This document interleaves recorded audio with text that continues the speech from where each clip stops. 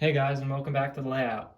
Today I was thinking I'd give you a little layout update since it's been about a year since my last one, and I'm not really trying to become one of those YouTubers who gives you a once annual layout update. So anyway, I was down here running my little operation session, and I thought, well, I feel like now's as good as time any to give you a little tour around. So without further ado, here's your Wapto Creek Railroad January 2026 update.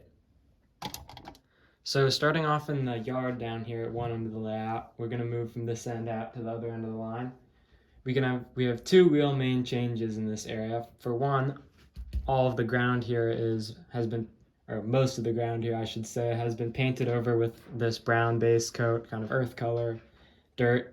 You know what I'm talking about. And second, and maybe even more exciting, probably more exciting, I have this road in, and this road runs from the end of the layout here up the length of the yard where it'll cross the tracks here, don't mind the spoon, and end up in the backdrop there just at the end of this spur track. You can see my GP9E locomotive sitting on it right now, and please pardon me if the camera's a little bit shaky. I don't really have a tripod and editing is hard, so we're trying to do this with as minimal editing as possible.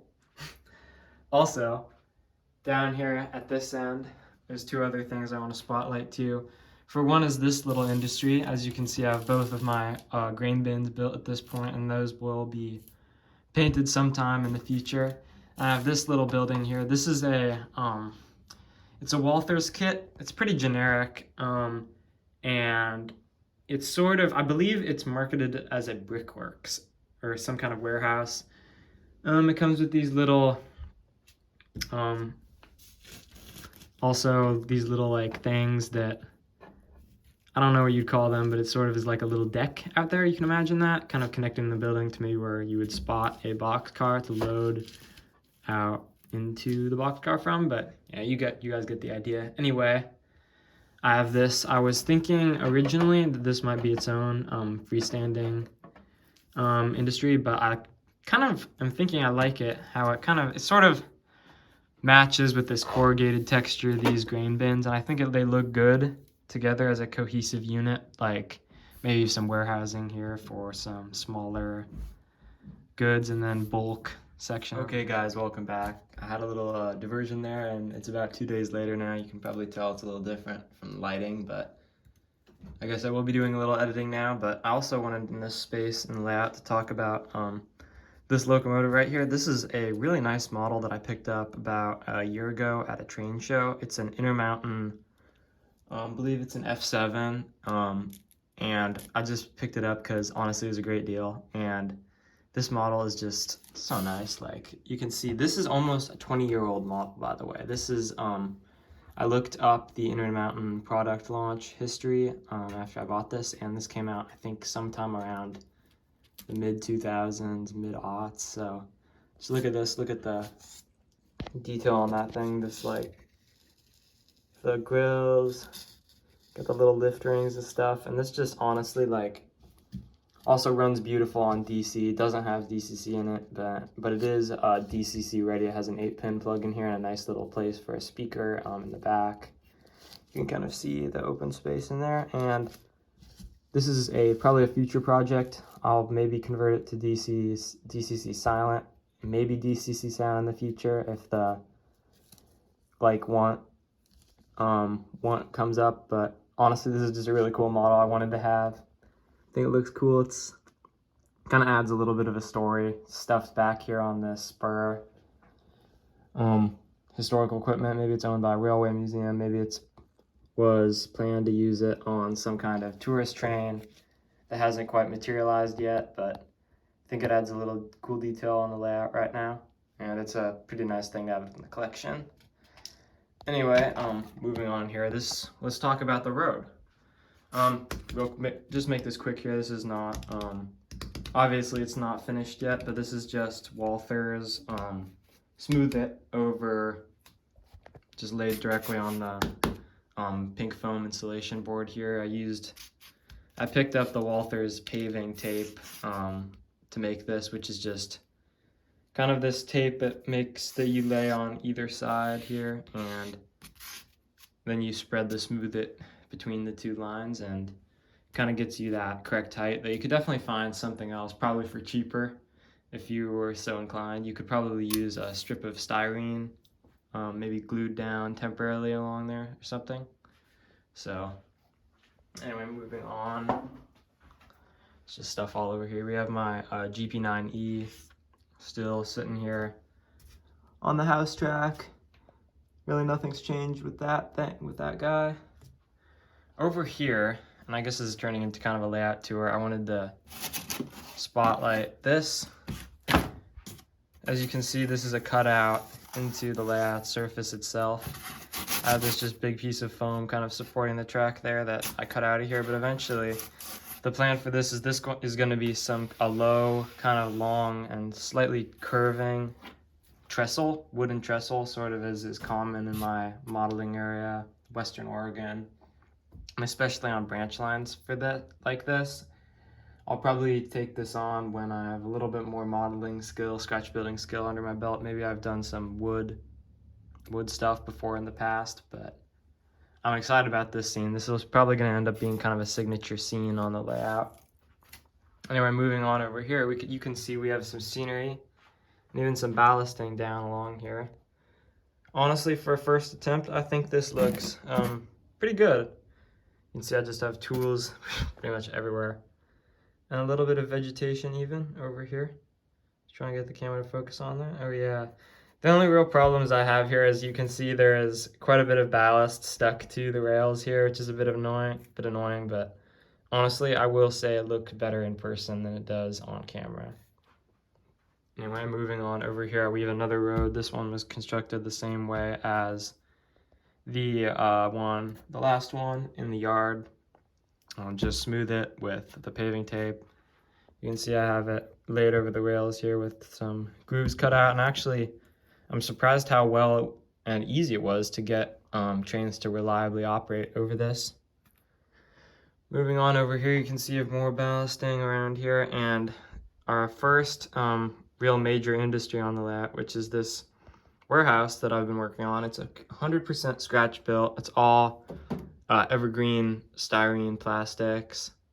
Got the 2 car spots, and you can see if I move this train here, the track kind of, I like this feature of it. It slopes down off of the elevated cork right away here into sort of just like the whole area this sits in. You can see it like lowers, kind of dips in elevation down there. I don't know if I can get this to focus. There you go. And you can see the track is a bit distressed. It's a little bit wavy. It's probably not entirely prototypical that way, but it looks just a little more extreme from this angle. Anyway, I've been enjoying building this building, honestly. This has been quite a bit of fun, and I think it's looking good in this spot. I did consider painting up the grain elevator that we saw a minute ago and putting it in this spot. However, I think the warehouse is just maybe suits it a little bit better, and also with the lines a little bit closer to the real world rail line that this layout is based on, not prototypically, but just loosely. Then over here you can see we've got this train set up. I've seen a few of these cars on the channel before, like this one, the AccuRail. It's been weathered a bit. I have that Atlas boxcar back there, which has served me some problems, but actually I think looks pretty good right now. Has a little bit of weathering on it, but it's hard to make out on camera. And I also want to talk about this caboose. This is a Rapido, former Toronto, Hamilton, Buffalo. I forget what the official model designation of this thing is, but this is also a really nice train show find. I picked this up for like 20 bucks. It costs over 100, probably on eBay, or probably 130 new, but honestly, this is just such a cool model. I think I'm a fan of Canadian railroads, even though I live in the US. But I think this thing just looks so cool. I think it looks great with my locomotives, and I do need, as you can see, get the heralds off a little bit better. I damaged the paint a bit here, but I'll get it cleaned up soon.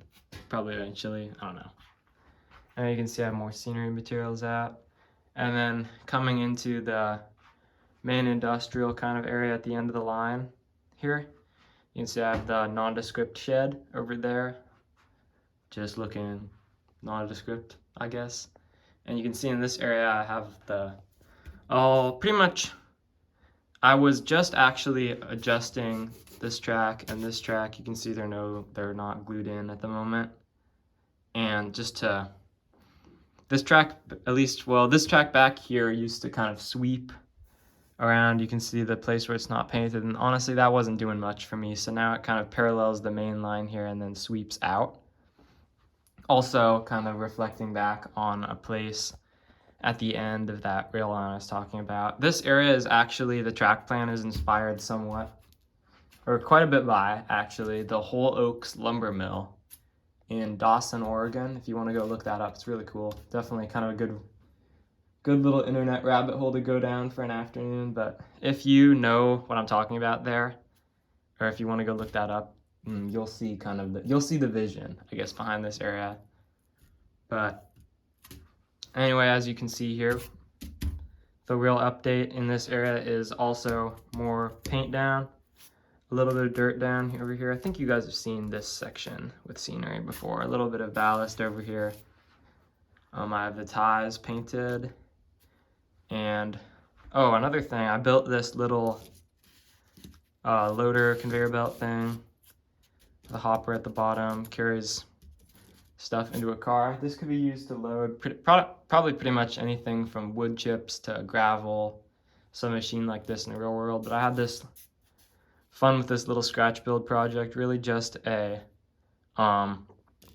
really still waiting on final painting, weathering, but I had fun with this. It has this, again, completely built out of evergreen styrene, evergreen plastic, glued together with a little Tamiya extra thin cement. That stuff's great for scratch building. Pick up a bottle, and this was fun. Probably took me really not that much long, and really rewarding little piece of homemade detail part I can play around with on the layout. So anyway, I think that'll about do it for this layout update. Thank you for watching, and I'll see you next time.